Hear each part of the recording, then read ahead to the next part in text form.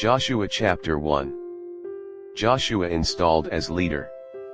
After the death of Moses the servant of the Lord said to Joshua son of Nun, Moses' aide, Moses my servant is dead. Now then, you and all these people, get ready to cross the Jordan River into the land I am about to give to them, to the Israelites. I will give you every place where you set your foot, as I promised Moses. Your territory will extend from the desert to Lebanon, and from the great river, the Euphrates, all the Hittite country to the Mediterranean Sea in the west. No one will be able to stand against you all the days of your life. As I was with Moses, so I will be with you, I will never leave you nor forsake you. Be strong and courageous, because you will lead these people to inherit the land I swore to their ancestors to give them. Be strong and very courageous. Be careful to obey all the law my servant Moses gave you, do not turn from it to the right or to the left, that you may be successful wherever you go. Keep this book of the law always on your lips, meditate on it day and night, so that you may be careful to do everything written in it. Then you will be prosperous and successful. Have I not commanded you? Be strong and courageous.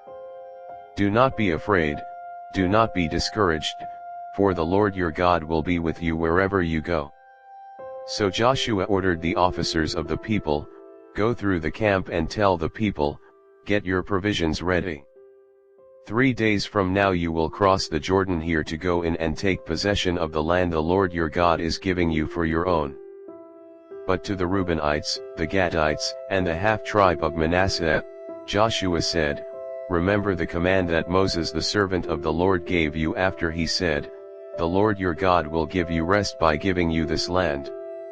Your wives, your children, and your livestock may stay in the land that Moses gave you east of the Jordan, but all your fighting men, ready for battle, must cross over ahead of your fellow Israelites. You are to help them until the Lord gives them rest, as he has done for you, and until they too have taken possession of the land the Lord your God is giving them. After that, you may go back and occupy your own land, which Moses the servant of the Lord gave you east of the Jordan toward the sunrise. Then they answered Joshua, whatever you have commanded us we will do, and wherever you send us we will go. Just as we fully obeyed Moses, so we will obey you. Only may the Lord your God be with you as he was with Moses. Whoever rebels against your word and does not obey it, whatever you may command them, will be put to death. Only be strong and courageous. Joshua chapter 2. Rahab and the spies.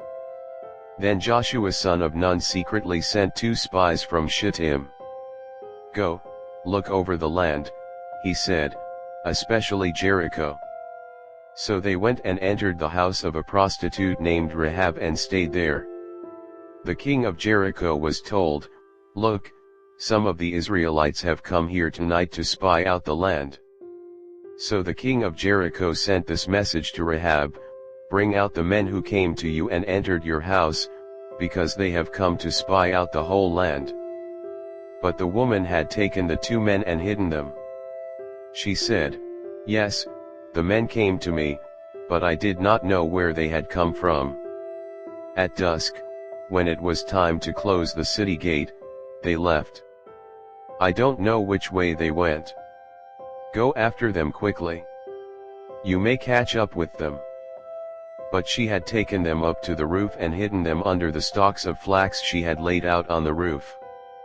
So the men set out in pursuit of the spies on the road that leads to the fords of the Jordan, and as soon as the pursuers had gone out, the gate was shut. Before the spies lay down for the night, she went up on the roof and said to them, I know that the Lord has given you this land and that a great fear of you has fallen on us, so that all who live in this country are melting in fear because of you. We have heard how the Lord dried up the water of the Red Sea for you when you came out of Egypt, and what you did to Sihon and Og, the 2 kings of the Amorites east of the Jordan, whom you completely destroyed. When we heard of it, our hearts melted in fear and everyone's courage failed because of you, for the Lord your God is God in heaven above and on the earth below. Now then, please swear to me by the Lord that you will show kindness to my family, because I have shown kindness to you. Give me a sure sign that you will spare the lives of my father and mother, my brothers and sisters, and all who belong to them, and that you will save us from death. Our lives for your lives, the men assured her. If you don't tell what we are doing, we will treat you kindly and faithfully when the Lord gives us the land. So she let them down by a rope through the window, for the house she lived in was part of the city wall. She said to them, "Go to the hills so the pursuers will not find you. Hide yourselves there 3 days until they return, and then go on your way." Now the men had said to her, "This oath you made us swear will not be binding on us unless, when we enter the land, you have tied this scarlet cord in the window through which you let us down, and unless you have brought your father and mother, your brothers, and all your family into your house. If any of them go outside your house into the street, their blood will be on their own heads, we will not be responsible. As for those who are in the house with you, their blood will be on our head if a hand is laid on them. But if you tell what we are doing, we will be released from the oath you made us swear." "Agreed," she replied. "Let it be as you say." So she sent them away, and they departed. And she tied the scarlet cord in the window. When they left, they went into the hills and stayed there 3 days, until the pursuers had searched all along the road and returned without finding them. Then the 2 men started back.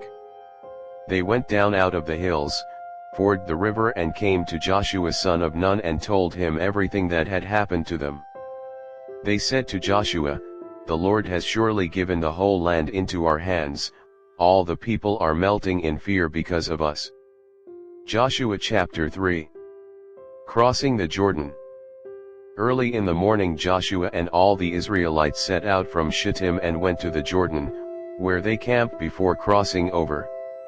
After 3 days the officers went throughout the camp, giving orders to the people, "When you see the Ark of the Covenant of the Lord your God, and the Levitical priests carrying it, you are to move out from your positions and follow it.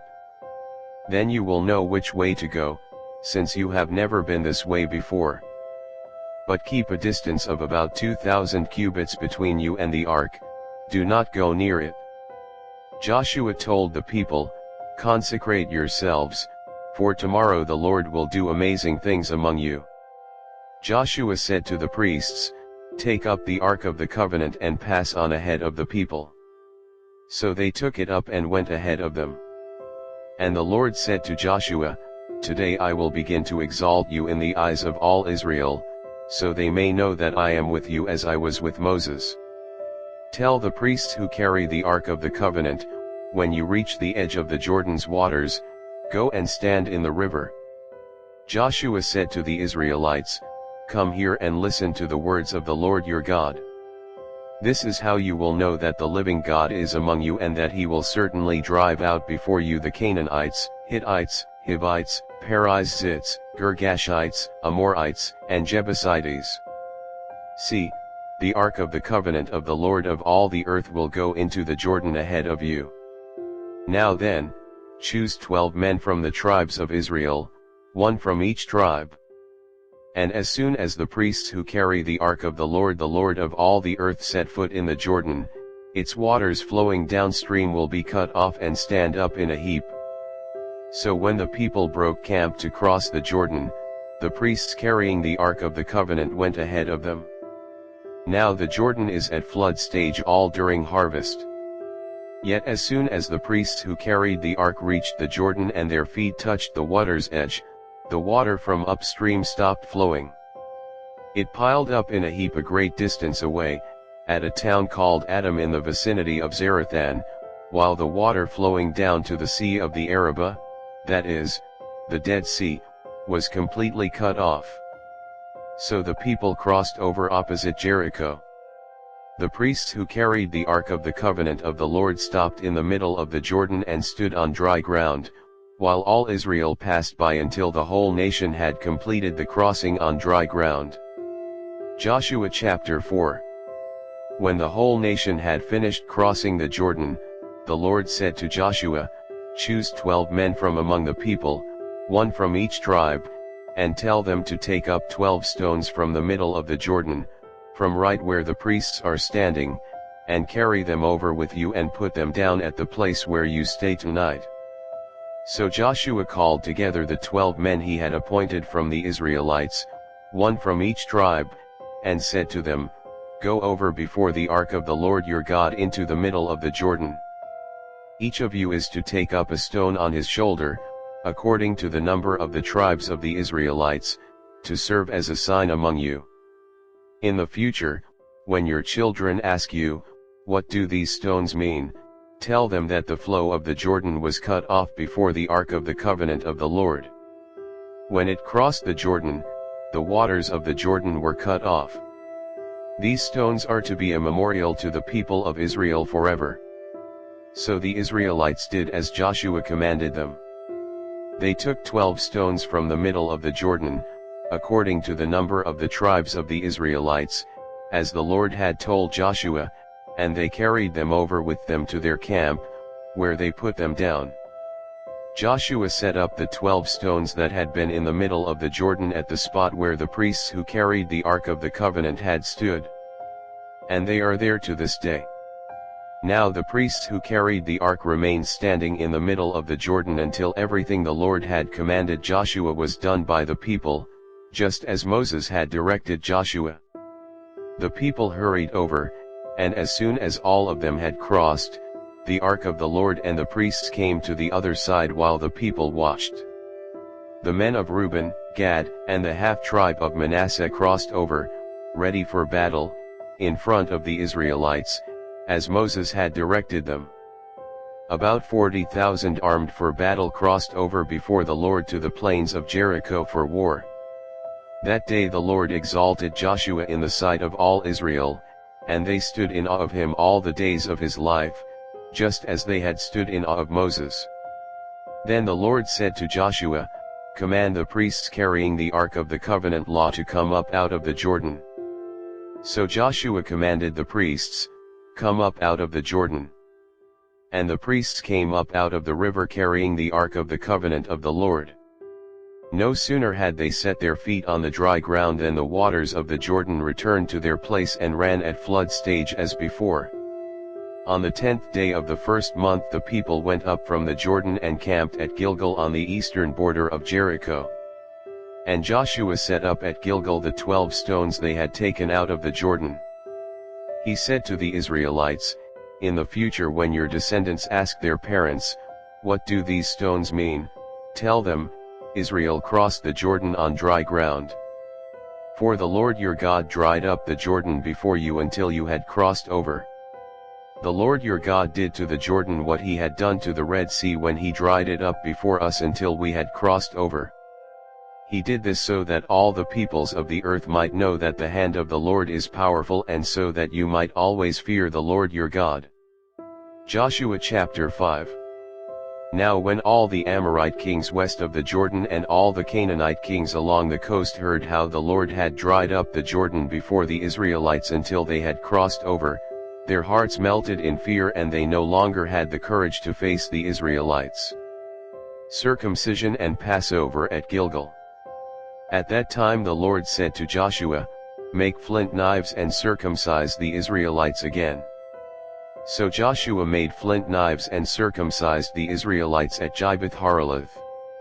Now this is why he did so: all those who came out of Egypt, all the men of military age, died in the wilderness on the way after leaving Egypt. All the people that came out had been circumcised, but all the people born in the wilderness during the journey from Egypt had not. The Israelites had moved about in the wilderness 40 years until all the men who were of military age when they left Egypt had died, since they had not obeyed the Lord. For the Lord had sworn to them that they would not see the land he had solemnly promised their ancestors to give us, a land flowing with milk and honey. So he raised up their sons in their place, and these were the ones Joshua circumcised. They were still uncircumcised because they had not been circumcised on the way. And after the whole nation had been circumcised, they remained where they were in camp until they were healed. Then the Lord said to Joshua, "Today I have rolled away the reproach of Egypt from you." So the place has been called Gilgal to this day. On the evening of the 14th day of the month, while camped at Gilgal on the plains of Jericho, the Israelites celebrated the Passover. The day after the Passover, that very day, they ate some of the produce of the land, unleavened bread and roasted grain. The manna stopped the day after they ate this food from the land. There was no longer any manna for the Israelites, but that year they ate the produce of Canaan. The fall of Jericho. Now when Joshua was near Jericho, he looked up and saw a man standing in front of him with a drawn sword in his hand. Joshua went up to him and asked, "Are you for us or for our enemies?" "Neither," he replied, "but as commander of the army of the Lord I have now come." Then Joshua fell face down to the ground in reverence, and asked him, "What message does my Lord have for his servant?" The commander of the Lord's army replied, "Take off your sandals, for the place where you are standing is holy." And Joshua did so. Joshua chapter 6. Now the gates of Jericho were securely barred because of the Israelites. No one went out and no one came in. Then the Lord said to Joshua, "See, I have delivered Jericho into your hands, along with its king and its fighting men. March around the city once with all the armed men. Do this for 6 days. Have 7 priests carry trumpets of ram's horns in front of the ark. On the 7th day, march around the city 7 times, with the priests blowing the trumpets. When you hear them sound a long blast on the trumpets, have the whole army give a loud shout, then the wall of the city will collapse and the army will go up, everyone straight in." So Joshua son of Nun called the priests and said to them, "Take up the ark of the covenant of the Lord and have 7 priests carry trumpets in front of it." And he ordered the army, "Advance. March around the city, with an armed guard going ahead of the ark of the Lord." When Joshua had spoken to the people, the 7 priests carrying the 7 trumpets before the Lord went forward, blowing their trumpets, and the ark of the Lord's covenant followed them. The armed guard marched ahead of the priests who blew the trumpets, and the rear guard followed the ark. All this time the trumpets were sounding. But Joshua had commanded the army, "Do not give a war cry, do not raise your voices, do not say a word until the day I tell you to shout. Then shout." So he had the ark of the Lord carried around the city, circling it once. Then the army returned to camp and spent the night there. Joshua got up early the next morning and the priests took up the ark of the Lord. The 7 priests carrying the 7 trumpets went forward, marching before the ark of the Lord and blowing the trumpets. The armed men went ahead of them and the rear guard followed the ark of the Lord, while the trumpets kept sounding. So on the 2nd day they marched around the city once and returned to the camp. They did this for 6 days. On the 7th day, they got up at daybreak and marched around the city 7 times in the same manner, except that on that day they circled the city 7 times. The 7th time around, when the priests sounded the trumpet blast, Joshua commanded the army, "Shout! For the Lord has given you the city. The city and all that is in it are to be devoted to the Lord. Only Rahab the prostitute and all who are with her in her house shall be spared, because she hid the spies we sent. But keep away from the devoted things, so that you will not bring about your own destruction by taking any of them. Otherwise you will make the camp of Israel liable to destruction and bring trouble on it. All the silver and gold and the articles of bronze and iron are sacred to the Lord and must go into his treasury."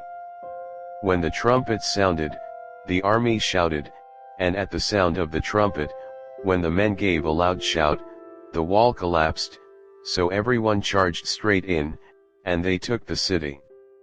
They devoted the city to the Lord and destroyed with the sword every living thing in it, men and women, young and old, cattle, sheep and donkeys. Joshua said to the 2 men who had spied out the land, "Go into the prostitute's house and bring her out and all who belong to her, in accordance with your oath to her." So the young men who had done the spying went in and brought out Rahab, her father and mother, her brothers and sisters and all who belonged to her. They brought out her entire family and put them in a place outside the camp of Israel. Then they burned the whole city and everything in it, but they put the silver and gold and the articles of bronze and iron into the treasury of the Lord's house.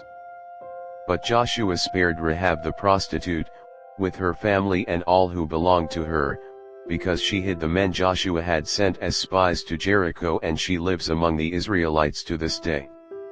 At that time Joshua pronounced this solemn oath, "Cursed before the Lord is the one who undertakes to rebuild the city, Jericho.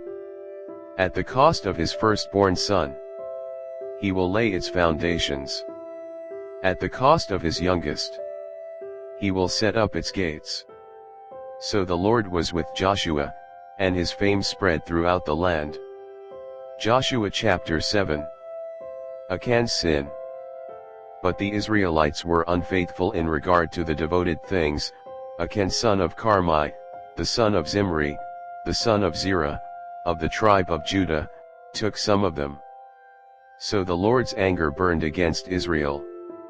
Now Joshua sent men from Jericho to Ai, which is near Bethaven to the east of Bethel, and told them, "Go up and spy out the region." So the men went up and spied out Ai. When they returned to Joshua, they said, "Not all the army will have to go up against Ai. Send 2,000 or 3,000 men to take it, and do not weary the whole army, for only a few people live there." So about 3,000 went up, but they were routed by the men of Ai, who killed about 36 of them. They chased the Israelites from the city gate as far as the stone quarries and struck them down on the slopes. At this the hearts of the people melted in fear and became like water. Then Joshua tore his clothes and fell face down to the ground before the ark of the Lord, remaining there till evening. The elders of Israel did the same, and sprinkled dust on their heads. And Joshua said, "Alas, Sovereign Lord, why did you ever bring this people across the Jordan to deliver us into the hands of the Amorites to destroy us? If only we had been content to stay on the other side of the Jordan. Pardon your servant, Lord. What can I say, now that Israel has been routed by its enemies? The Canaanites and the other people of the country will hear about this, and they will surround us and wipe out our name from the earth. What then will you do for your own great name?" The Lord said to Joshua, "Stand up. What are you doing down on your face? Israel has sinned, they have violated my covenant, which I commanded them to keep. They have taken some of the devoted things, they have stolen, they have lied, they have put them with their own possessions. That is why the Israelites cannot stand against their enemies, they turn their backs and run because they have been made liable to destruction. I will not be with you any more unless you destroy whatever among you is devoted to destruction. Go, consecrate the people. Tell them, consecrate yourselves in preparation for tomorrow, for this is what the Lord, the God of Israel, says, there are devoted things among you, Israel. You cannot stand against your enemies until you remove them. In the morning, present yourselves tribe by tribe. The tribe the Lord chooses shall come forward clan by clan, the clan the Lord chooses shall come forward family by family, and the family the Lord chooses shall come forward man by man. Whoever is caught with the devoted things shall be destroyed by fire, along with all that belongs to him. He has violated the covenant of the Lord and has done an outrageous thing in Israel." Early the next morning Joshua had Israel come forward by tribes, and Judah was chosen. The clans of Judah came forward, and the Zerahites were chosen. He had the clan of the Zerahites come forward by families, and Zimri was chosen. Joshua had his family come forward man by man, and Achan son of Carmi, the son of Zimri, the son of Zerah, of the tribe of Judah, was chosen. Then Joshua said to Achan, "My son, give glory to the Lord, the God of Israel, and honor him. Tell me what you have done, do not hide it from me." Achan replied, "It is true. I have sinned against the Lord, the God of Israel. This is what I have done, when I saw in the plunder a beautiful robe from Babylonia, 200 shekels of silver and a bar of gold weighing 50 shekels, I coveted them and took them. They are hidden in the ground inside my tent, with the silver underneath." So Joshua sent messengers, and they ran to the tent, and there it was, hidden in his tent, with the silver underneath. They took the things from the tent, brought them to Joshua and all the Israelites and spread them out before the Lord. Then Joshua, together with all Israel, took Achan son of Zerah, the silver, the robe, the gold bar, his sons and daughters, his cattle, donkeys and sheep, his tent, and all that he had, to the valley of Achor. Joshua said, "Why have you brought this trouble on us? The Lord will bring trouble on you today." Then all Israel stoned him, and after they had stoned the rest, they burned them. Over Achan they heaped up a large pile of rocks, which remains to this day. Then the Lord turned from his fierce anger. Therefore that place has been called the Valley of Achor ever since. Joshua chapter 8. Ai destroyed. Then the Lord said to Joshua, "Do not be afraid, do not be discouraged. Take the whole army with you, and go up and attack Ai. For I have delivered into your hands the king of Ai, his people, his city, and his land. You shall do to Ai and its king as you did to Jericho and its king, except that you may carry off their plunder and livestock for yourselves. Set an ambush behind the city." So Joshua and the whole army moved out to attack Ai. He chose 30,000 of his best fighting men and sent them out at night with these orders, "Listen carefully. You are to set an ambush behind the city. Don't go very far from it. All of you be on the alert. I and all those with me will advance on the city, and when the men come out against us, as they did before, we will flee from them. They will pursue us until we have lured them away from the city, for they will say, 'They are running away from us as they did before.' So when we flee from them, you are to rise up from ambush and take the city.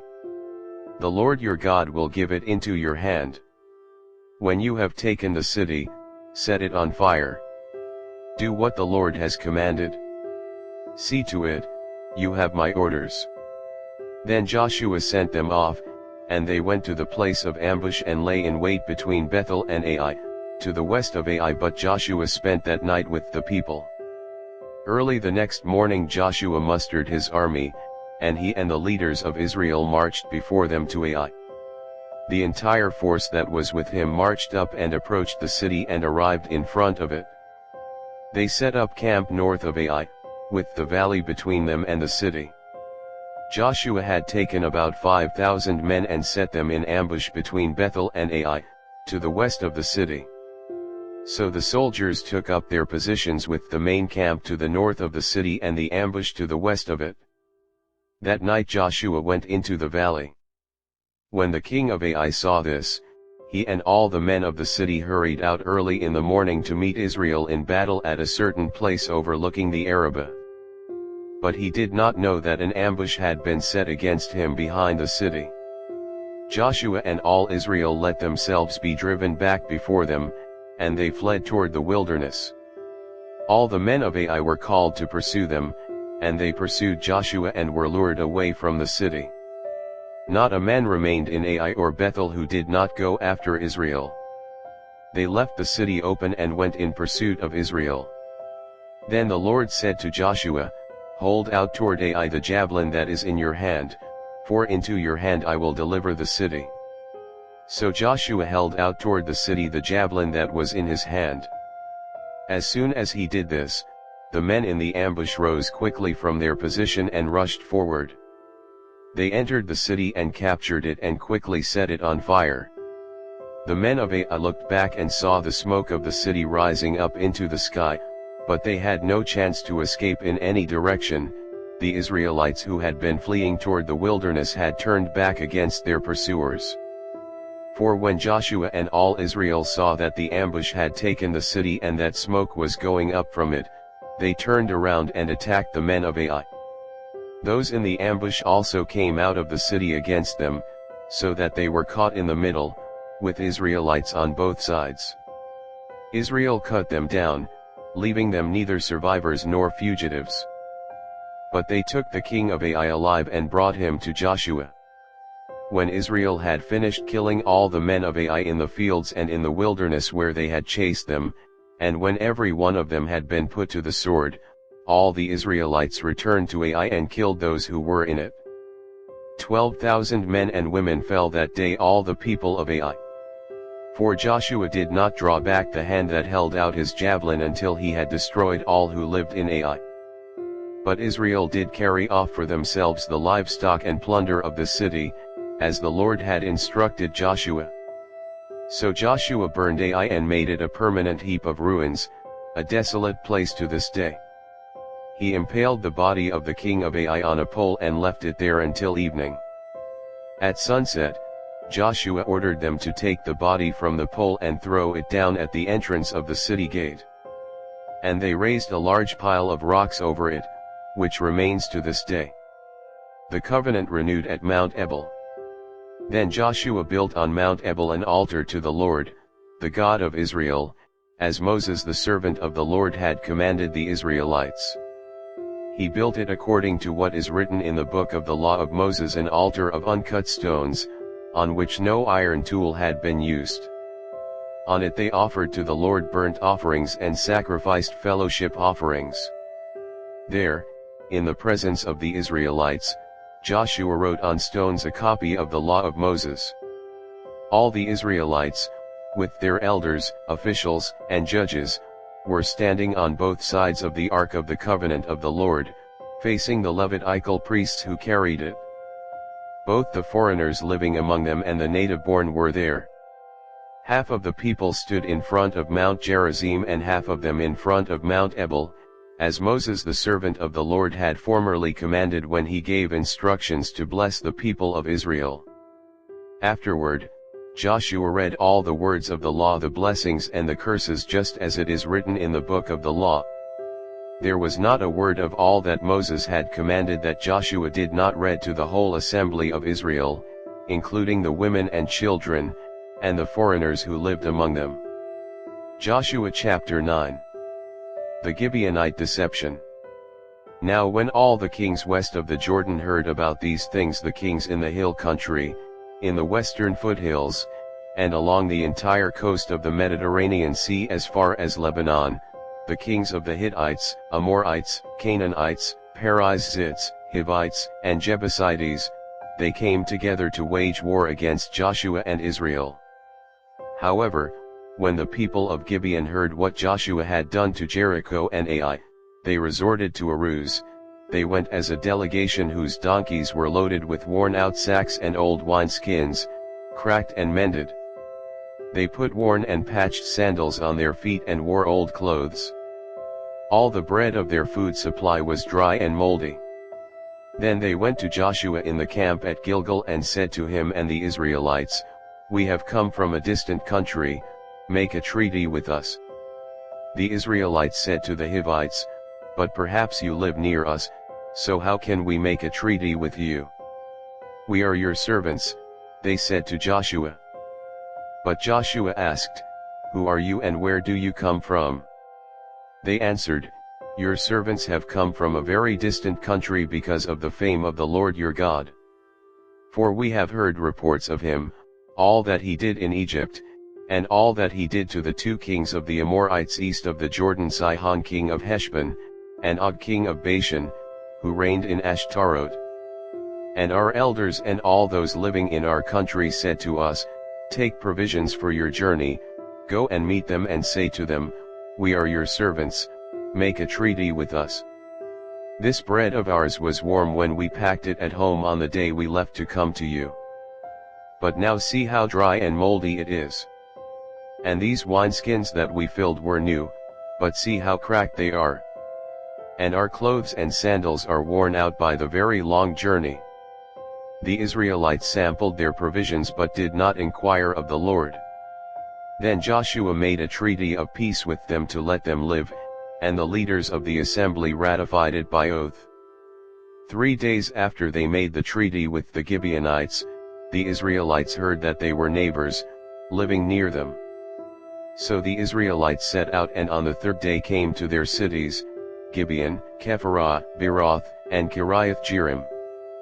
But the Israelites did not attack them, because the leaders of the assembly had sworn an oath to them by the Lord, the God of Israel.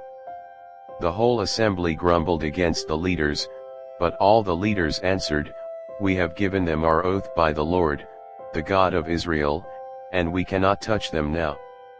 This is what we will do to them, we will let them live, so that God's wrath will not fall on us for breaking the oath we swore to them. They continued, Let them live, but let them be woodcutters and water carriers in the service of the whole assembly. So the leader's promise to them was kept. Then Joshua summoned the Gibeonites and said, Why did you deceive us by saying, We live a long way from you, while actually you live near us? You are now under a curse, you will never be released from service as woodcutters and water carriers for the house of my God. They answered Joshua, Your servants were clearly told how the Lord your God had commanded his servant Moses to give you the whole land and to wipe out all its inhabitants from before you. So we feared for our lives because of you, and that is why we did this.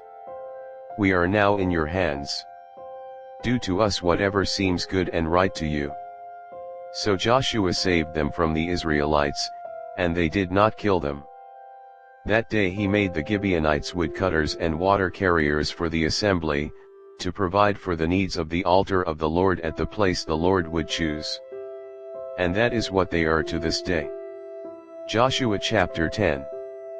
The sun stands still. Now Adonizedek king of Jerusalem heard that Joshua had taken Ai and totally destroyed it, doing to Ai and its king as he had done to Jericho and its king, and that the people of Gibeon had made a treaty of peace with Israel and had become their allies. He and his people were very much alarmed at this, because Gibeon was an important city, like one of the royal cities, it was larger than Ai, and all its men were good fighters. So Adonizedek king of Jerusalem appealed to Hoham king of Hebron, Piram king of Jarmuth, Japhiah king of Lachish and Debir king of Eglon. Come up and help me attack Gibeon, he said, because it has made peace with Joshua and the Israelites. Then the 5 kings of the Amorites, the kings of Jerusalem, Hebron, Jarmuth, Lachish and Eglon, joined forces. They moved up with all their troops and took up positions against Gibeon and attacked it. The Gibeonites then sent word to Joshua in the camp at Gilgal, Do not abandon your servants.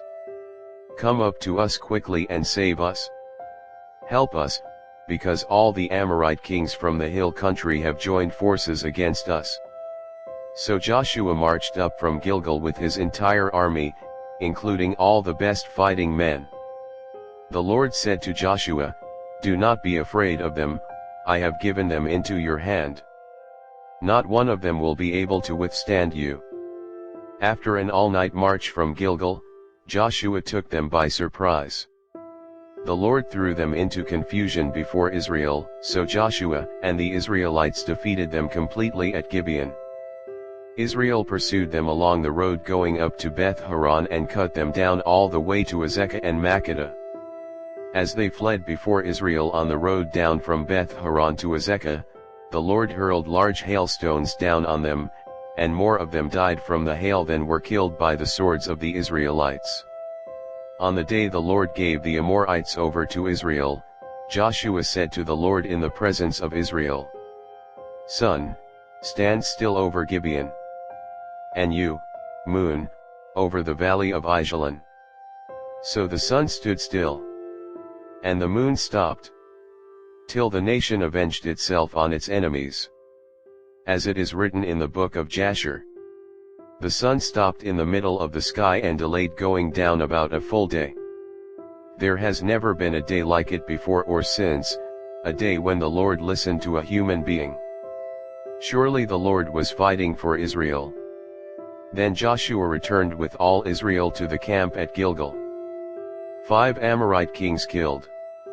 Now the 5 kings had fled and hidden in the cave at Makkedah. When Joshua was told that the 5 kings had been found hiding in the cave at Makkedah, he said, "Roll large rocks up to the mouth of the cave, and post some men there to guard it. But don't stop, pursue your enemies. Attack them from the rear and don't let them reach their cities, for the Lord your God has given them into your hand." So Joshua and the Israelites defeated them completely, but a few survivors managed to reach their fortified cities.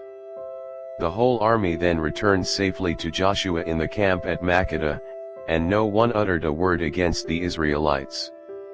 Joshua said, "Open the mouth of the cave and bring those 5 kings out to me." So they brought the 5 kings out of the cave, the kings of Jerusalem, Hebron, Jarmuth, Lachish and Eglon.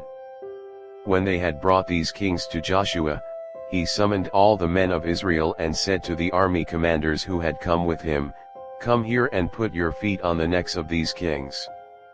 So they came forward and placed their feet on their necks. Joshua said to them, "Do not be afraid, do not be discouraged. Be strong and courageous. This is what the Lord will do to all the enemies you are going to fight." Then Joshua put the kings to death and exposed their bodies on 5 poles, and they were left hanging on the poles until evening. At sunset Joshua gave the order and they took them down from the poles and threw them into the cave where they had been hiding. At the mouth of the cave they placed large rocks, which are there to this day. Southern cities conquered. That day Joshua took Makkedah. He put the city and its king to the sword and totally destroyed everyone in it. He left no survivors. And he did to the king of Makkedah as he had done to the king of Jericho. Then Joshua and all Israel with him moved on from Makkedah to Libnah and attacked it. The Lord also gave that city and its king into Israel's hand. The city and everyone in it Joshua put to the sword. He left no survivors there. And he did to its king as he had done to the king of Jericho. Then Joshua and all Israel with him moved on from Libnah to Lachish. He took up positions against it and attacked it. The Lord gave Lachish into Israel's hands, and Joshua took it on the 2nd day. The city and everyone in it he put to the sword, just as he had done to Libnah. Meanwhile, Horam king of Gezer had come up to help Lachish, but Joshua defeated him and his army until no survivors were left. Then Joshua and all Israel with him moved on from Lachish to Eglon. They took up positions against it and attacked it. They captured it that same day and put it to the sword and totally destroyed everyone in it, just as they had done to Lachish. Then Joshua and all Israel with him went up from Eglon to Hebron and attacked it. They took the city and put it to the sword, together with its king, its villages, and everyone in it. They left no survivors. Just as at Eglon, they totally destroyed it and everyone in it. Then Joshua and all Israel with him turned around and attacked Debir. They took the city, its king, and its villages, and put them to the sword. Everyone in it they totally destroyed. They left no survivors. They did to Debir and its king as they had done to Libnah and its king and to Hebron. So Joshua subdued the whole region, including the hill country, the Negev, the western foothills and the mountain slopes, together with all their kings. He left no survivors. He totally destroyed all who breathed, just as the Lord, the God of Israel, had commanded. Joshua subdued them from Kadesh Barnea to Gaza and from the whole region of Goshen to Gibeon. All these kings and their lands Joshua conquered in one campaign, because the Lord, the God of Israel, fought for Israel. Then Joshua returned with all Israel to the camp at Gilgal. Joshua chapter 11. Northern kings defeated. When Jabin king of Hazor heard of this, he sent word to Jobab king of Madon, to the kings of Shimron and Akshaph, and to the northern kings who were in the mountains, in the Arabah south of Kinnereth, in the western foothills and in Naphat Dor on the west, to the Canaanites in the east and west, to the Amorites, Hittites, Perizzites, and Jebusites in the hill country, and to the Hivites below Hermon in the region of Mizpah. They came out with all their troops and a large number of horses and chariots, a huge army, as numerous as the sand on the seashore. All these kings joined forces and made camp together at the waters of Merom to fight against Israel. The Lord said to Joshua, "Do not be afraid of them, because by this time tomorrow I will hand all of them, slain, over to Israel. You are to hamstring their horses and burn their chariots." So Joshua and his whole army came against them suddenly at the waters of Merom and attacked them, and the Lord gave them into the hand of Israel. They defeated them and pursued them all the way to Greater Sidon, to Misrephoth-Maim, and to the valley of Mizpah on the east, until no survivors were left. Joshua did to them as the Lord had directed. He hamstrung their horses and burned their chariots. At that time Joshua turned back and captured Hazor and put its king to the sword. Hazor had been the head of all these kingdoms. Everyone in it they put to the sword. They totally destroyed them, not sparing anyone that breathed, and he burned Hazor itself. Joshua took all these royal cities and their kings and put them to the sword. He totally destroyed them, as Moses the servant of the Lord had commanded. Yet Israel did not burn any of the cities built on their mounds except Hazor, which Joshua burned. The Israelites carried off for themselves all the plunder and livestock of these cities, but all the people they put to the sword until they completely destroyed them, not sparing anyone that breathed. As the Lord commanded his servant Moses, so Moses commanded Joshua, and Joshua did it. He left nothing undone of all that the Lord commanded Moses. So Joshua took this entire land, the hill country, all the Negev, the whole region of Goshen, the western foothills, the Arabah, and the mountains of Israel with their foothills, from Mount Halak, which rises towards Seir, to Baal Gad in the valley of Lebanon below Mount Hermon. He captured all their kings and put them to death. Joshua waged war against all these kings for a long time. Except for the Hivites living in Gibeon, not one city made a treaty of peace with the Israelites, who took them all in battle. For it was the Lord himself who hardened their hearts to wage war against Israel, so that he might destroy them totally, exterminating them without mercy, as the Lord had commanded Moses.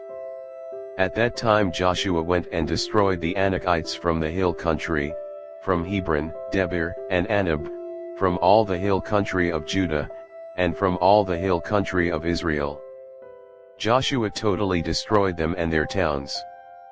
No Anakites were left in Israelite territory, only in Gaza, Gath, and Ashdod did any survive. So Joshua took the entire land, just as the Lord had directed Moses, and he gave it as an inheritance to Israel according to their tribal divisions. Then the land had rest from war. Joshua chapter 12. List of defeated kings. These are the kings of the land whom the Israelites had defeated and whose territory they took over east of the Jordan, from the Arnon Gorge to Mount Hermon, including all the eastern side of the Arabah. Sihon king of the Amorites, who reigned in Heshbon. He ruled from Aroer on the rim of the Arnon Gorge from the middle of the gorge to the Jabbok River, which is the border of the Ammonites. This included half of Gilead. He also ruled over the eastern Arabah from the Sea of Galilee to the Sea of the Arabah, that is, the Dead Sea, to Beth Shemoth, and then southward below the slopes of Pisgah. And the territory of Og king of Bashan, one of the last of the Rephaites, who reigned in Ashtarot and Edrei.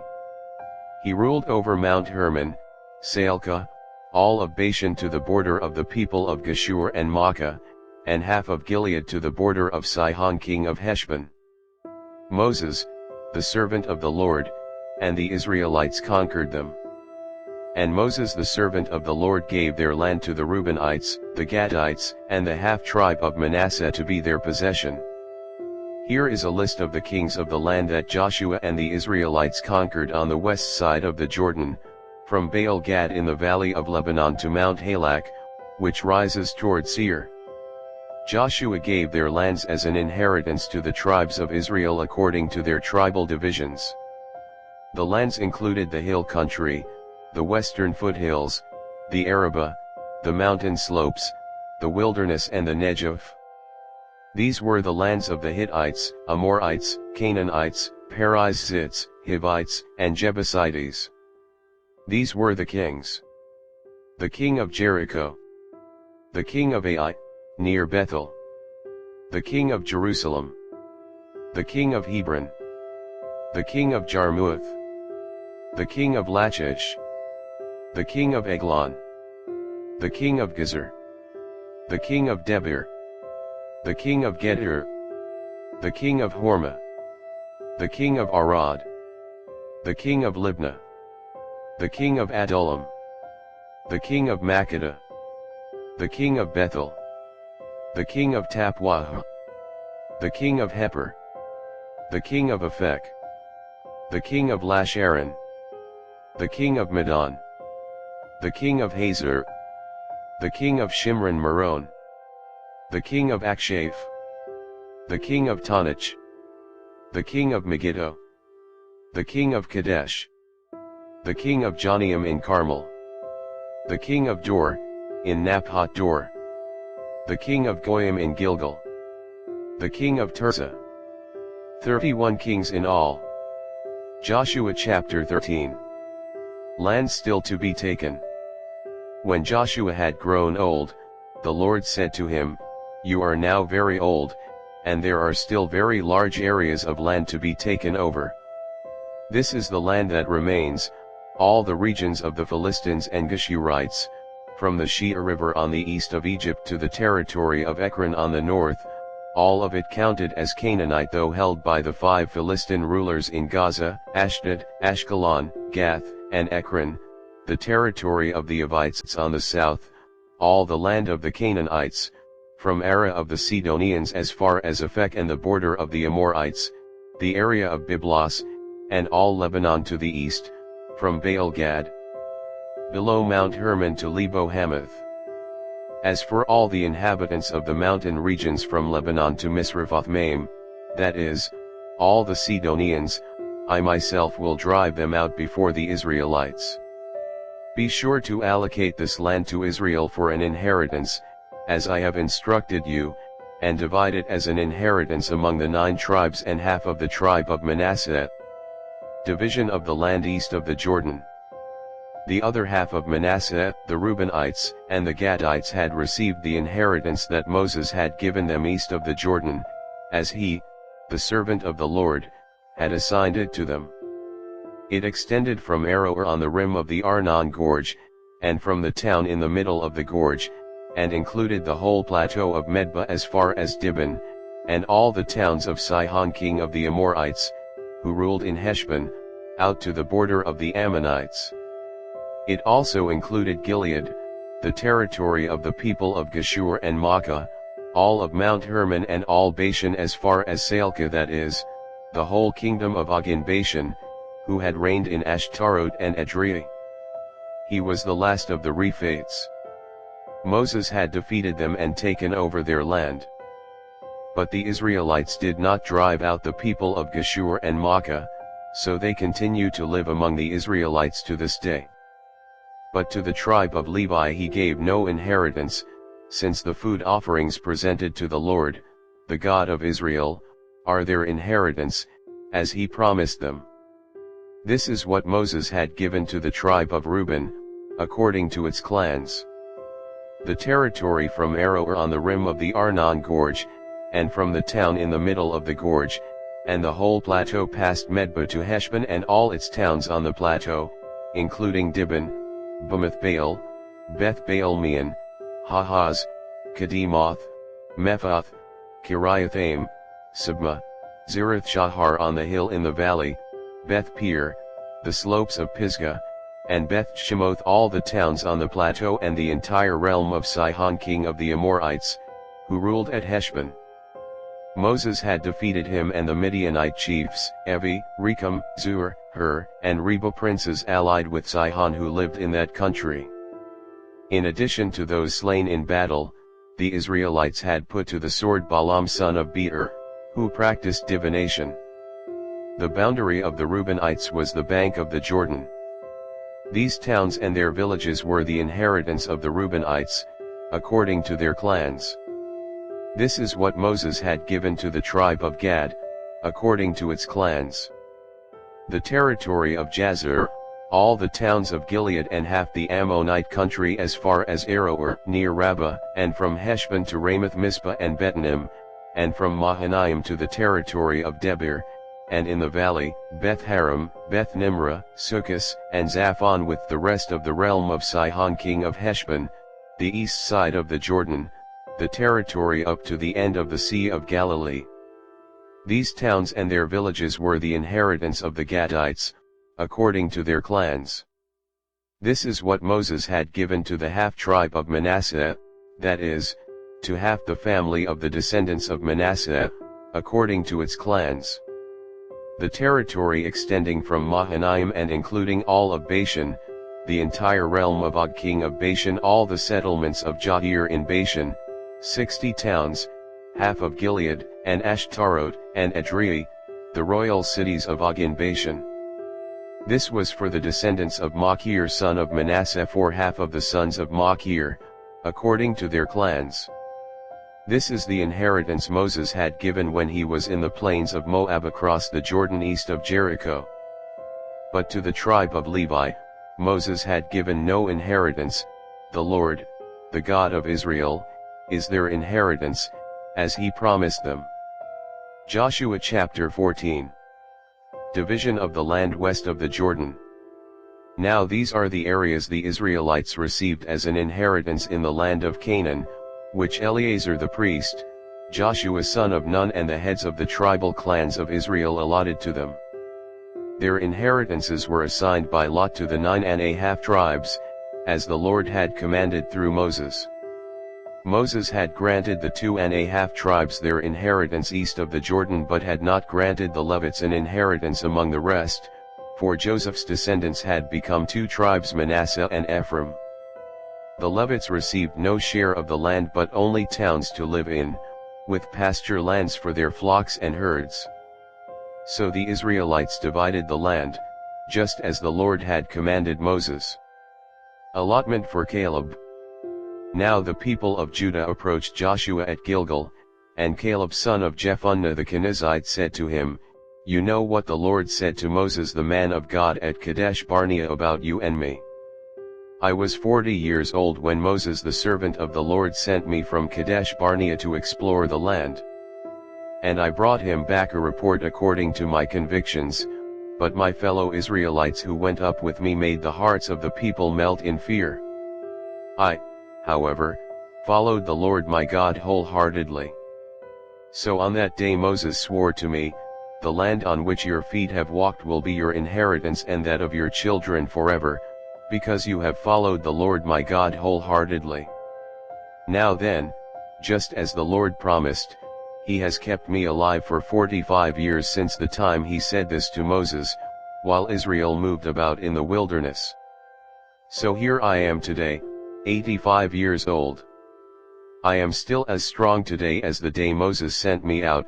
I'm just as vigorous to go out to battle now as I was then. Now give me this hill country that the Lord promised me that day.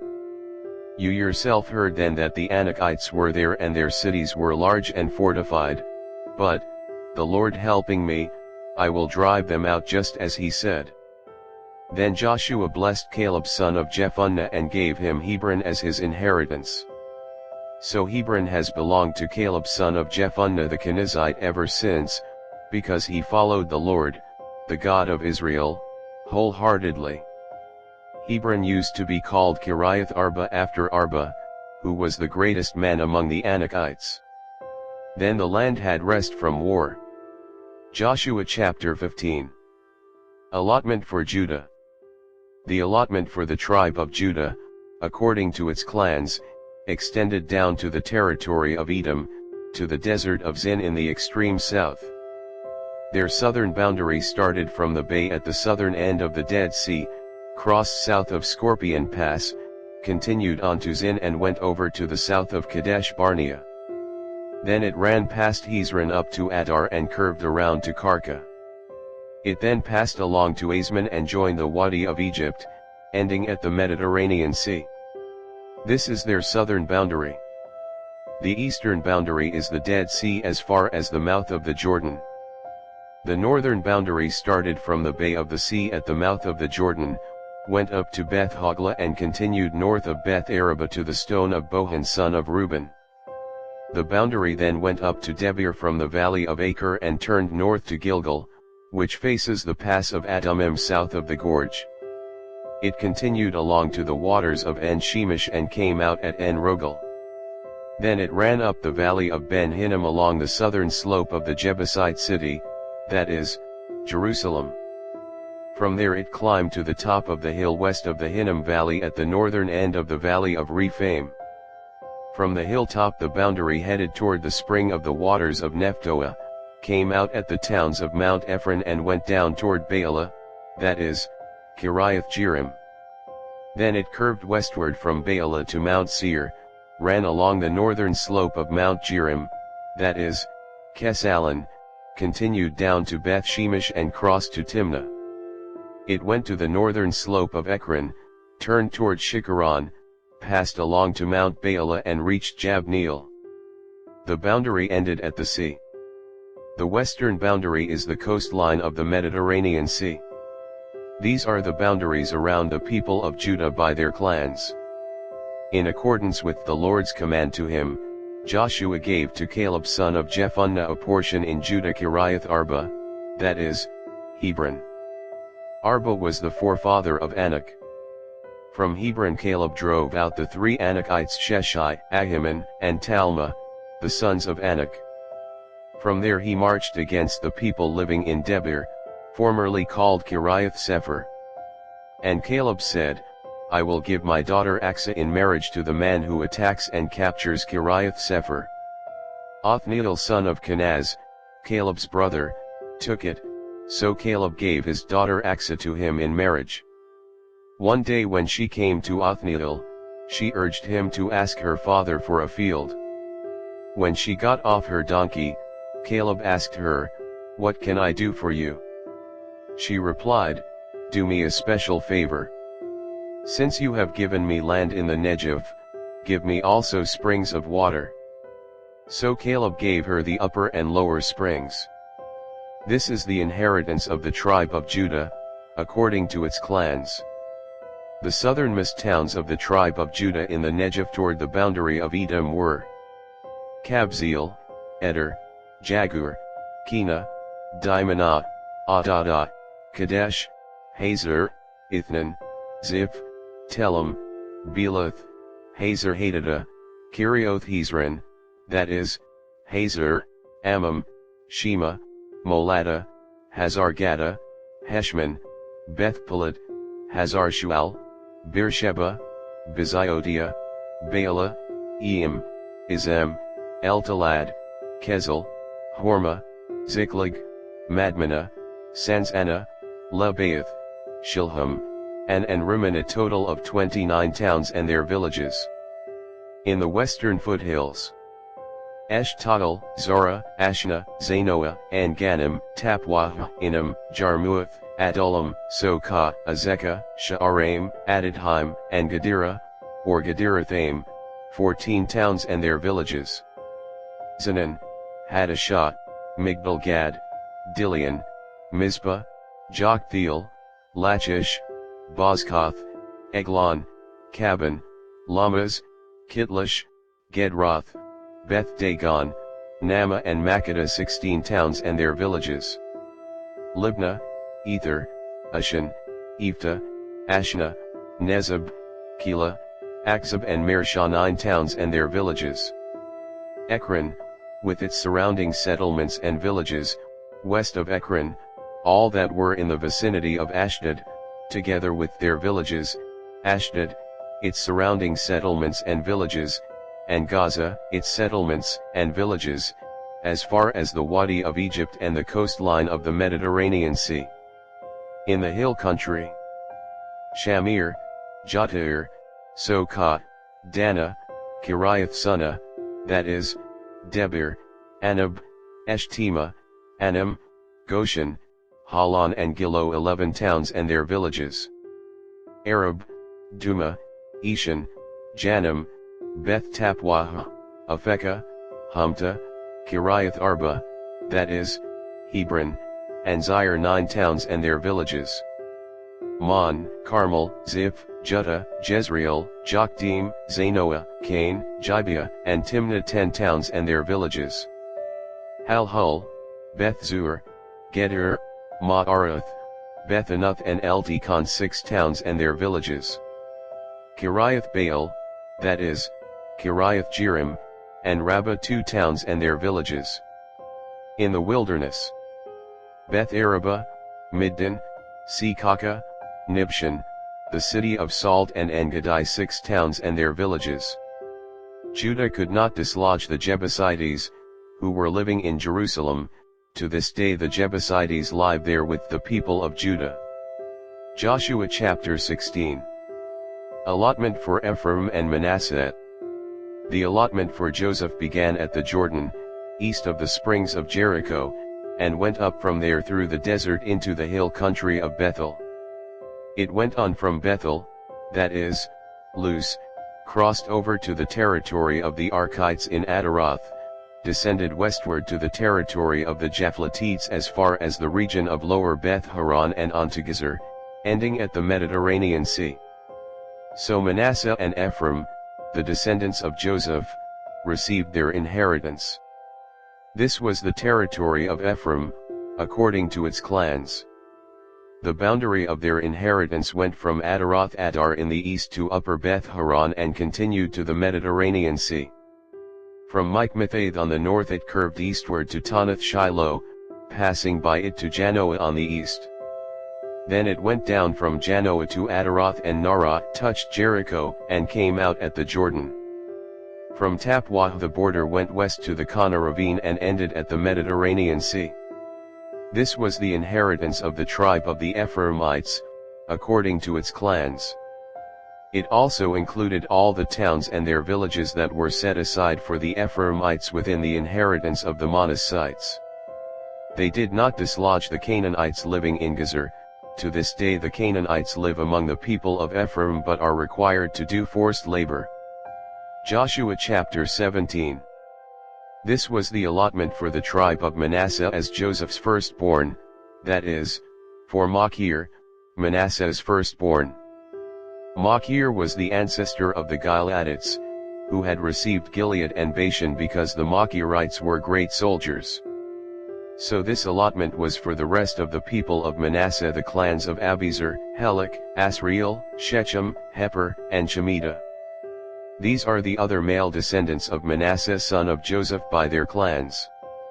Now Zelophehad son of Heper, the son of Gilead, the son of Machir, the son of Manasseh, had no sons but only daughters, whose names were Mahlah, Noah, Hoglah, Milcah and Tirzah. They went to Eleazar the priest, Joshua son of Nun, and the leaders and said, "The Lord commanded Moses to give us an inheritance among our relatives." So Joshua gave them an inheritance along with the brothers of their father, according to the Lord's command. Manasseh's share consisted of 10 tracts of land besides Gilead and Bashan east of the Jordan, because the daughters of the tribe of Manasseh received an inheritance among the sons. The land of Gilead belonged to the rest of the descendants of Manasseh. The territory of Manasseh extended from Asher to Michmethath east of Shechem. The boundary ran southward from there to include the people living at En Tappuah. Manasseh had the land of Tappuah, but Tappuah itself, on the boundary of Manasseh, belonged to the Ephraimites.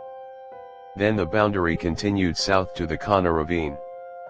There were towns belonging to Ephraim lying among the towns of Manasseh, but the boundary of Manasseh was the northern side of the ravine and ended at the Mediterranean Sea.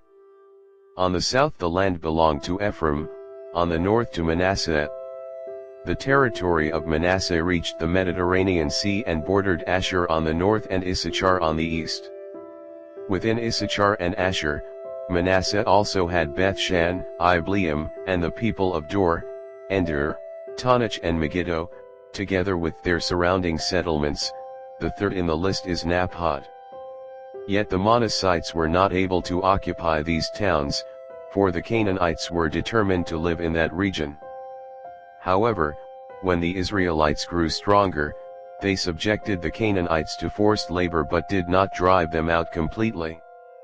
The people of Joseph said to Joshua, "Why have you given us only one allotment and one portion for an inheritance? We are a numerous people, and the Lord has blessed us abundantly." "If you are so numerous," Joshua answered, "and if the hill country of Ephraim is too small for you, go up into the forest and clear land for yourselves there in the land of the Perizzites and Rephaites." The people of Joseph replied, "The hill country is not enough for us, and all the Canaanites who live in the plain have chariots fitted with iron, both those in Bethshan and its settlements and those in the valley of Jezreel." But Joshua said to the tribes of Joseph, to Ephraim and Manasseh, "You are numerous and very powerful. You will have not only one allotment but the forested hill country as well. Clear it, and its farthest limits will be yours. Though the Canaanites have chariots fitted with iron and though they are strong, you can drive them out." Joshua chapter 18. Division of the rest of the land. The whole assembly of the Israelites gathered at Shiloh and set up the tent of meeting there. The country was brought under their control, but there were still 7 Israelite tribes who had not yet received their inheritance. So Joshua said to the Israelites, "How long will you wait before you begin to take possession of the land that the Lord, the God of your ancestors, has given you? Appoint 3 men from each tribe. I will send them out to make a survey of the land and to write a description of it, according to the inheritance of each. Then they will return to me. You are to divide the land into 7 parts. Judah is to remain in its territory on the south and the tribes of Joseph in their territory on the north. After you have written descriptions of the 7 parts of the land, bring them here to me and I will cast lots for you in the presence of the Lord our God. The Levites, however, do not get a portion among you, because the priestly service of the Lord is their inheritance. And Gad, Reuben, and the half-tribe of Manasseh have already received their inheritance on the east side of the Jordan. Moses the servant of the Lord gave it to them. As the men started on their way to map out the land, Joshua instructed them, "Go and make a survey of the land and write a description of it. Then return to me, and I will cast lots for you here at Shiloh in the presence of the Lord." So the men left and went through the land. They wrote its description on a scroll, town by town, in 7 parts, and returned to Joshua in the camp at Shiloh. Joshua then cast lots for them in Shiloh in the presence of the Lord, and there he distributed the land to the Israelites according to their tribal divisions. Allotment for Benjamin. The first lot came up for the tribe of Benjamin according to its clans. Their allotted territory lay between the tribes of Judah and Joseph. On the north side their boundary began at the Jordan, passed the northern slope of Jericho and headed west into the hill country, coming out at the wilderness of Beth-aven. From there it crossed to the south slope of Luz, that is, Bethel, and went down to Adaroth Adar on the hill south of Lower Beth Horon. From the hill facing Beth Horon on the south the boundary turned south along the western side and came out at Kiriath Baal, that is, Kiriath Jearim, a town of the people of Judah. This was the western side. The southern side began at the outskirts of Kiriath Jearim on the west, and the boundary came out at the spring of the waters of Nephtoah. The boundary went down to the foot of the hill facing the valley of Ben Hinnom, north of the valley of Rephaim. It continued down the Hinnom valley along the southern slope of the Jebusite city and so to En Rogel. It then curved north, went to En Shemesh, continued to Jeliloth, which faces the pass of Adumim, and ran down to the stone of Bohan son of Reuben. It continued to the northern slope of Beth Araba and on down into the Araba. It then went to the northern slope of Beth Hogla and came out at the northern bay of the Dead Sea, at the mouth of the Jordan in the south. This was the southern boundary. The Jordan formed the boundary on the eastern side. These were the boundaries that marked out the inheritance of the clans of Benjamin on all sides. The tribe of Benjamin, according to its clans, had the following towns: Jericho, Beth Hogla, Emek Keziz, Beth Araba, Zemaraim, Bethel, Avim, Para, Ophrah, Kephar Ammoni, Ophni, and Geba, 12 towns and their villages. Gibeon, Ramah, Beeroth, Mizpah, Kephirah, Moza, Rechem, Irpeel, Tarala, Zelah, Heleph, the Jebusite city, that is, Jerusalem, Gibeah and Kiriath, 14 towns and their villages. This was the inheritance of Benjamin for its clans. Joshua chapter 19. Allotment for Simeon. The second lot came out for the tribe of Simeon according to its clans. Their inheritance lay within the territory of Judah. It included Beersheba, Orsheba, Molada, Hazar-Shual, Bala, Izem, El-Talad, Bethul, Hormah, Ziklag, Beth-Markaboth, Hazar-Susa, Beth-Lebaoth, and Jeruhan, 13 towns and their villages. En, Rimmon, Ether, and Ashan, 4 towns and their villages, and all the villages around these towns as far as Baalath-Beer, Ramah in the Negev.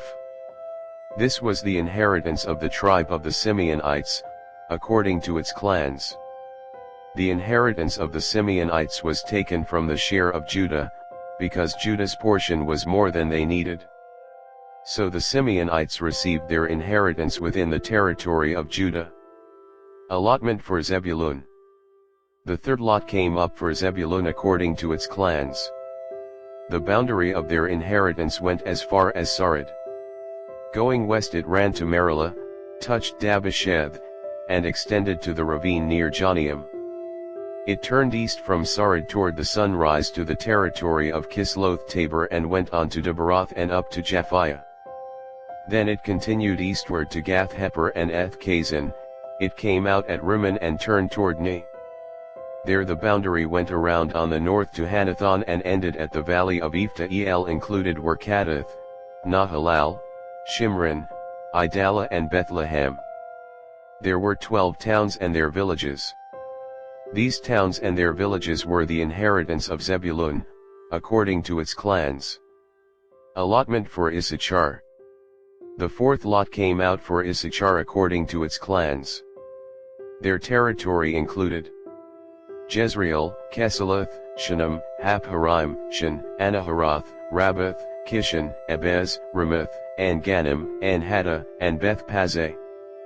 The boundary touched Tabor, Shahazuma, and Beth Shemesh, and ended at the Jordan. There were 16 towns and their villages. These towns and their villages were the inheritance of the tribe of Issachar, according to its clans. Allotment for Asher. The fifth lot came out for the tribe of Asher according to its clans. Their territory included Helkath, Hali, Bitan, Akshaph, Alamelech, Amad and Mishal. On the west the boundary touched Carmel and Shear-Libnath.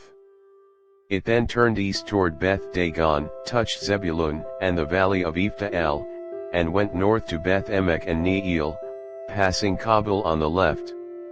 It went to Abdon, Rehob, Hammon, and Kana, as far as Greater Sidon.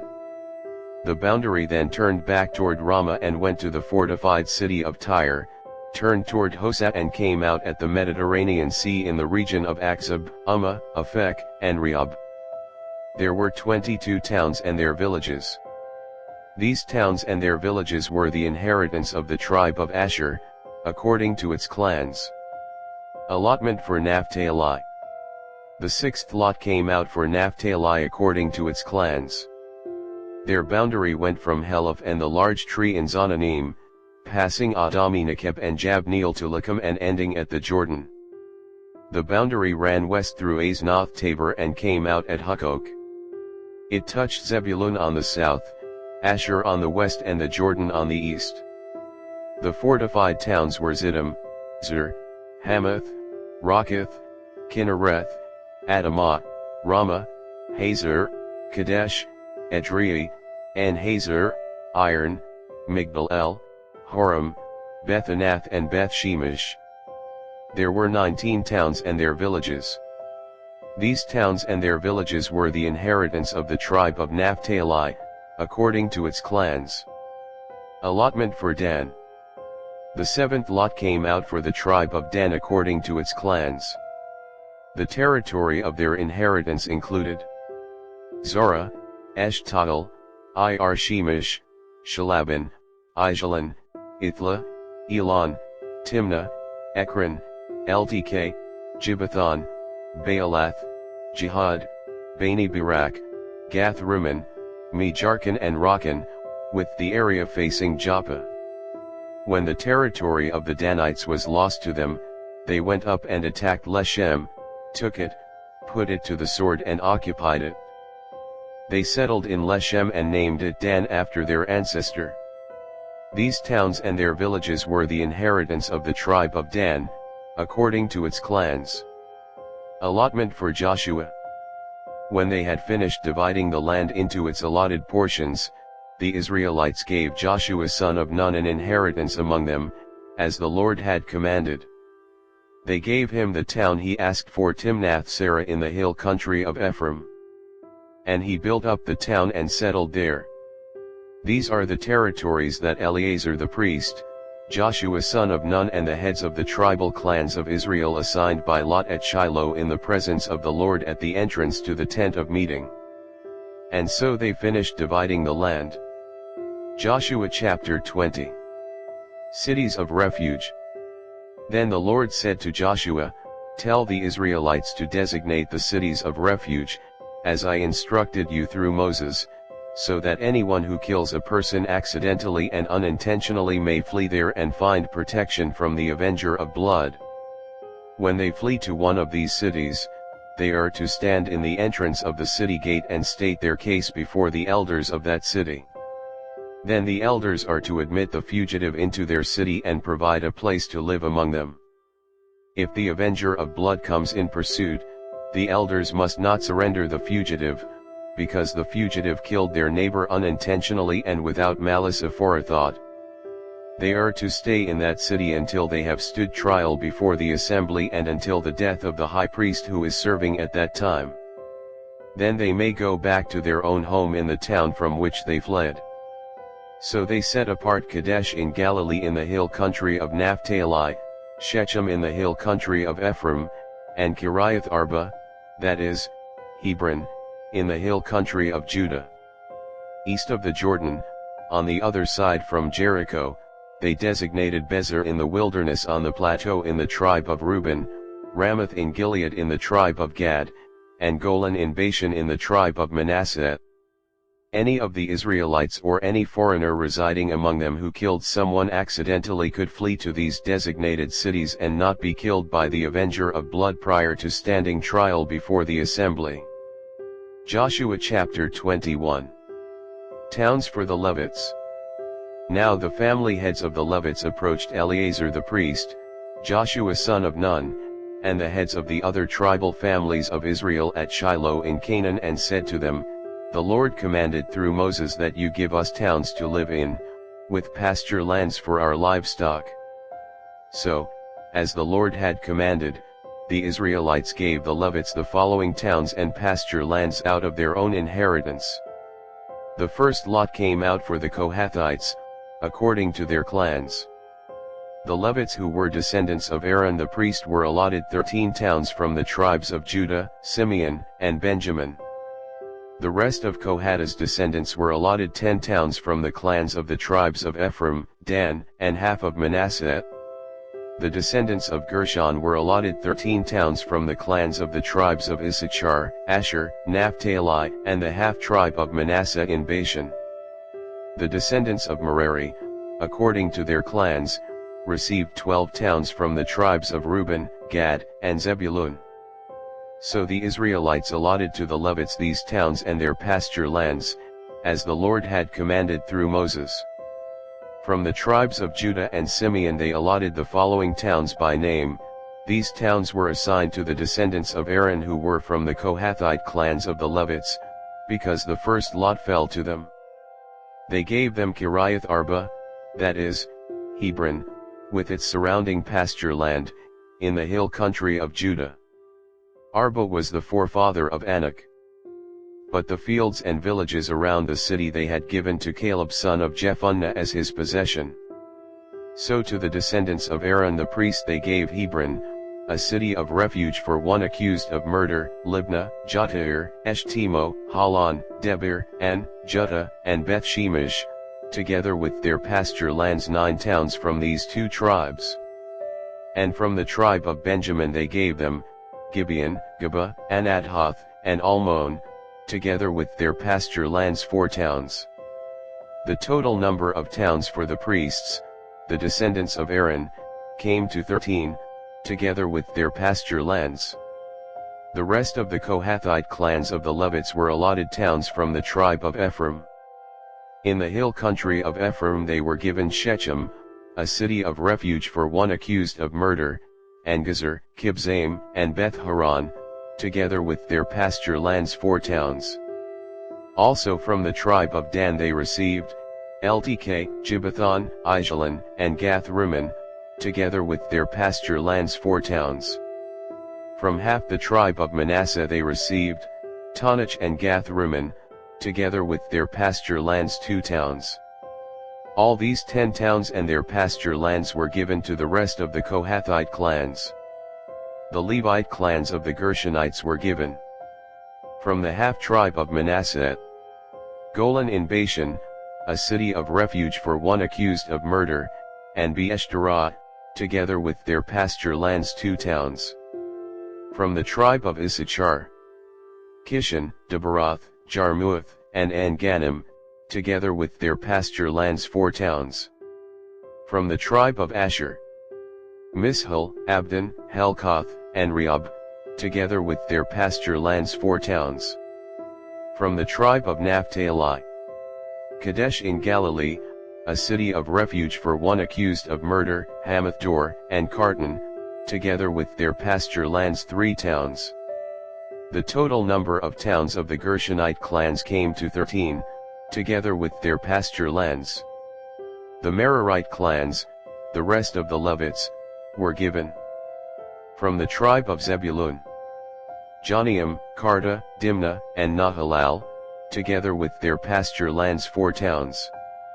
From the tribe of Reuben, Bezer, Hahaz, Kedemoth, and Mephath, together with their pasture lands 4 towns. From the tribe of Gad, Ramoth in Gilead, a city of refuge for one accused of murder, Mahanaim, Heshbon, and Jazer, together with their pasture lands 4 towns in all. The total number of towns allotted to the Merarite clans, who were the rest of the Levites, came to 12. The towns of the Levites in the territory held by the Israelites were 48 in all, together with their pasture lands. Each of these towns had pasture lands surrounding it. This was true for all these towns. So the Lord gave Israel all the land he had sworn to give their ancestors, and they took possession of it and settled there. The Lord gave them rest on every side, just as he had sworn to their ancestors. Not one of their enemies withstood them, the Lord gave all their enemies into their hands.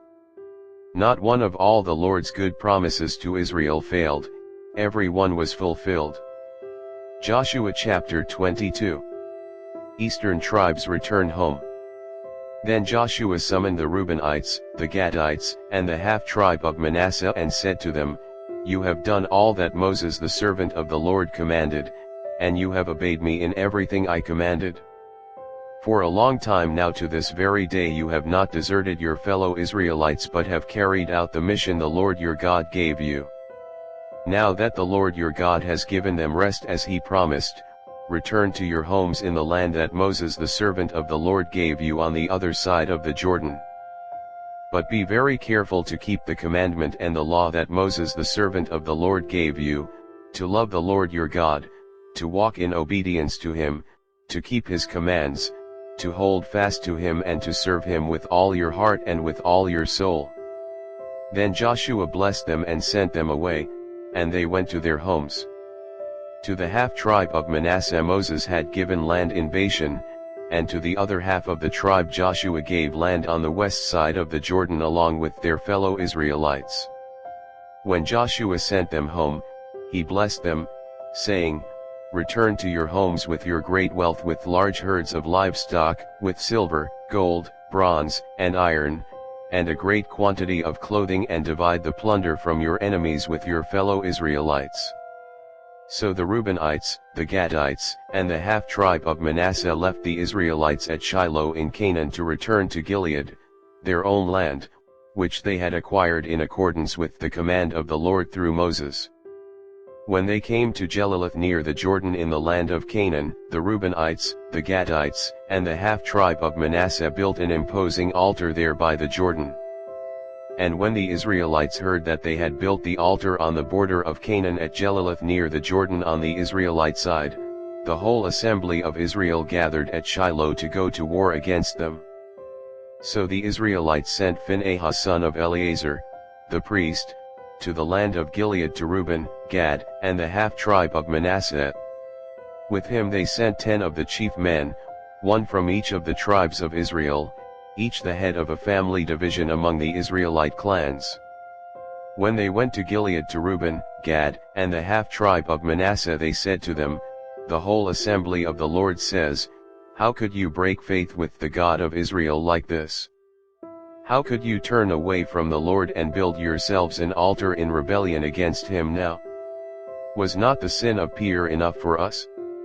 Up to this very day we have not cleansed ourselves from that sin, even though a plague fell on the community of the Lord. And are you now turning away from the Lord?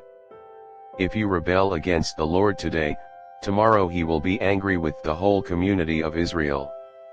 If the land you possess is defiled, come over to the Lord's land, where the Lord's tabernacle stands, and share the land with us. But do not rebel against the Lord or against us by building an altar for yourselves, other than the altar of the Lord our God. When Achan son of Zerah was unfaithful in regard to the devoted things, did not wrath come on the whole community of Israel? He was not the only one who died for his sin.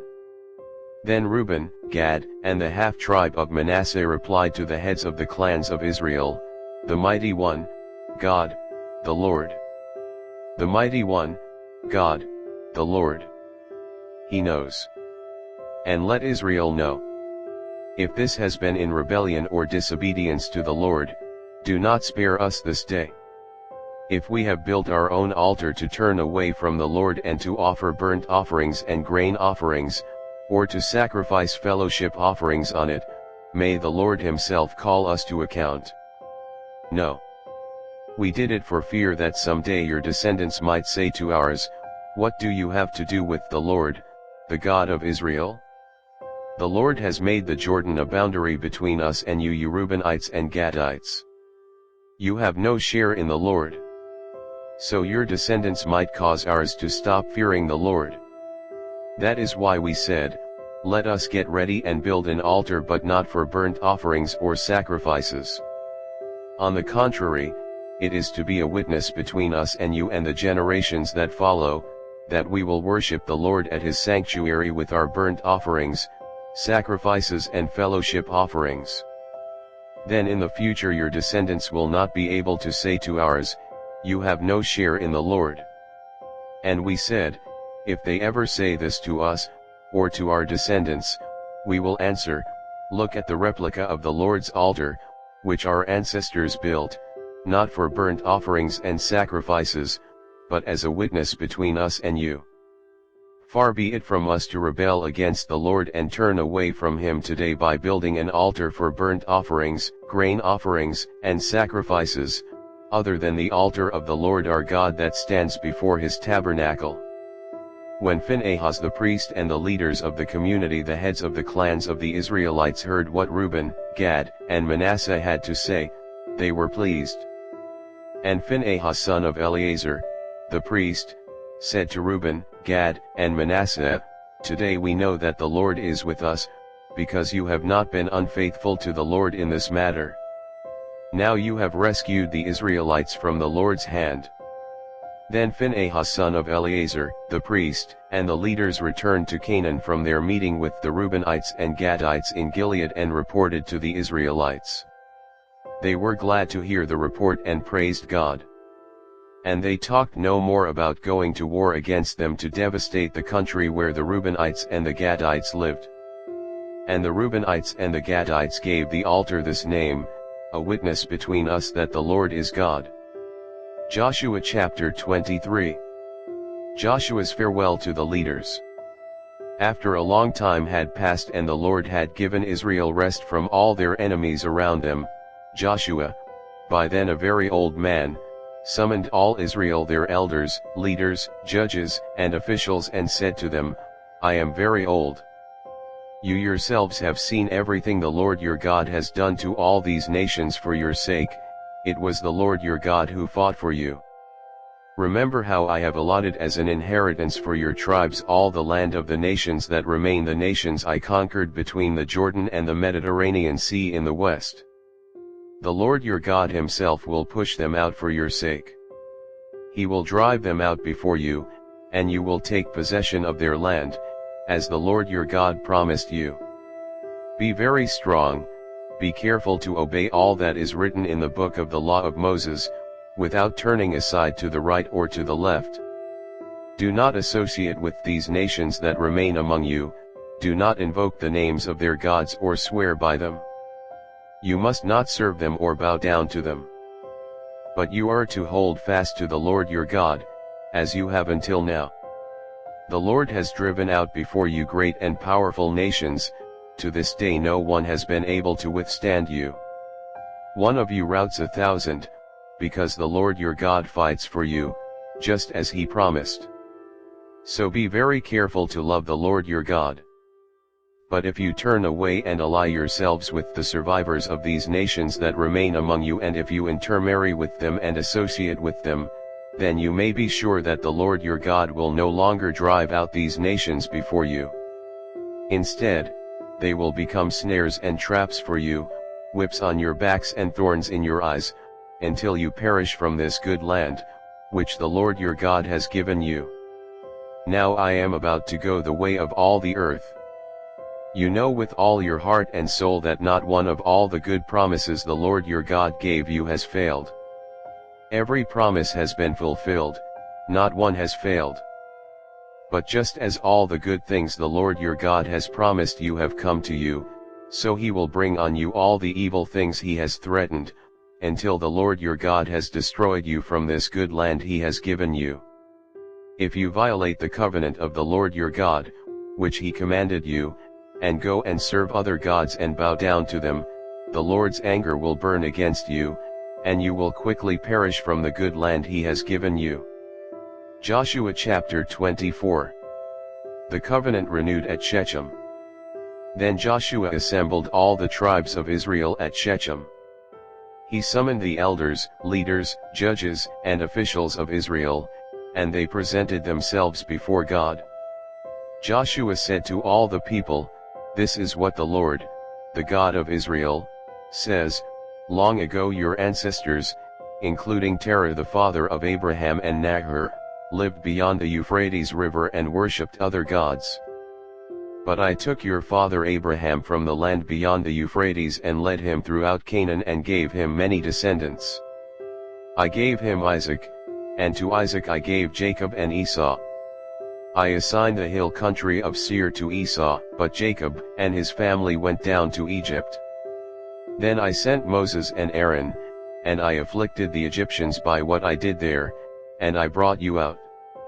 When I brought your people out of Egypt, you came to the sea, and the Egyptians pursued them with chariots and horsemen as far as the Red Sea. But they cried to the Lord for help, and he put darkness between you and the Egyptians. He brought the sea over them and covered them. You saw with your own eyes what I did to the Egyptians. Then you lived in the wilderness for a long time. I brought you to the land of the Amorites who lived east of the Jordan. They fought against you, but I gave them into your hands. I destroyed them from before you, and you took possession of their land. When Balak son of Zippor, the king of Moab, prepared to fight against Israel, he sent for Balaam son of Beor to put a curse on you. But I would not listen to Balaam, so he blessed you again, and I delivered you out of his hand. Then you crossed the Jordan and came to Jericho. The citizens of Jericho fought against you, as did also the Amorites, Perizzites, Canaanites, Hittites, Girgashites, Hivites, and Jebusites, but I gave them into your hands. I sent the hornet ahead of you, which drove them out before you, also the 2 Amorite kings. You did not do it with your own sword and bow. So I gave you a land on which you did not toil and cities you did not build, and you live in them and eat from vineyards and olive groves that you did not plant. Now fear the Lord and serve him with all faithfulness. Throw away the gods your ancestors worshipped beyond the Euphrates River and in Egypt, and serve the Lord. But if serving the Lord seems undesirable to you, then choose for yourselves this day whom you will serve, whether the gods your ancestors served beyond the Euphrates, or the gods of the Amorites, in whose land you are living. But as for me and my household, we will serve the Lord. Then the people answered, Far be it from us to forsake the Lord to serve other gods. It was the Lord our God himself who brought us and our parents up out of Egypt, from that land of slavery, and performed those great signs before our eyes. He protected us on our entire journey and among all the nations through which we traveled. And the Lord drove out before us all the nations, including the Amorites, who lived in the land. We too will serve the Lord, because he is our God. Joshua said to the people, You are not able to serve the Lord. He is a holy God, he is a jealous God. He will not forgive your rebellion and your sins. If you forsake the Lord and serve foreign gods, he will turn and bring disaster on you and make an end of you, after he has been good to you. But the people said to Joshua, No. We will serve the Lord. Then Joshua said, You are witnesses against yourselves that you have chosen to serve the Lord. Yes, we are witnesses, they replied. Now then, said Joshua, throw away the foreign gods that are among you and yield your hearts to the Lord, the God of Israel. And the people said to Joshua, We will serve the Lord our God and obey him. On that day Joshua made a covenant for the people, and there at Shechem he reaffirmed for them decrees and laws. And Joshua recorded these things in the book of the law of God. Then he took a large stone and set it up there under the oak near the holy place of the Lord. See, he said to all the people, This stone will be a witness against us. It has heard all the words the Lord has said to us. It will be a witness against you if you are untrue to your God. Then Joshua dismissed the people, each to their own inheritance. Buried in the promised land. After these things, Joshua son of Nun, the servant of the Lord, died at the age of 110. And they buried him in the land of his inheritance, at Timnath-Serah in the hill country of Ephraim, north of Mount Gosh. Israel served the Lord throughout the lifetime of Joshua and of the elders who outlived him and who had experienced everything the Lord had done for Israel. And Joseph's bones, which the Israelites had brought up from Egypt, were buried at Shechem in the tract of land that Jacob bought for 100 pieces of silver from the sons of Hamor, the father of Shechem. This became the inheritance of Joseph's descendants. And Eleazar son of Aaron died and was buried at Gibeah, which had been allotted to his son Phinehas in the hill country of Ephraim.